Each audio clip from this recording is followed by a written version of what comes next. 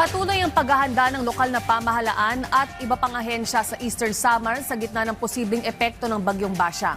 Sinuspinde na rin ng Philippine Coast Guard ang biyahe ng mga sasakyang pandagat.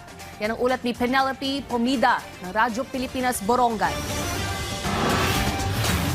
Nasa Blue Alert status na ang buong lalawigan ng Eastern Samar bilang paghahanda sa Bagyong Basyang. Itinaas ng provincial government ang kanilang alerto kasunod na rin ang inilabas na yellow warning ng Pag-asa kaninang umaga. Kaya naman ang emergency response team ng lalawigan nakaantabay na para agad makatugon sa pangangailangan ng mga residente rito. Yung Eastern Samar ay nasa yellow warning.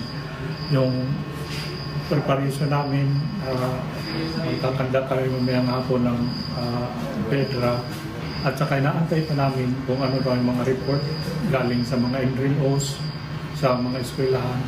Mahigpit ding nagbabantay ang Philippine Coast Guard Eastern Samar ngayong may nakataas na gale warning. Pansamantala kasing isinuspende ang biyahe ng mga sasakyang pandagat simula kaninang umaga. Bukod dyan, ipinagpaliban din ang pagdaraos ng Eastern Samar Provincial Athletic Association Mito Ispam 2026 para sa kapakanan ng mga delegado nito. Sa ngayon, panakanakang pag-ulan ang nararanasan dito sa Eastern Samar.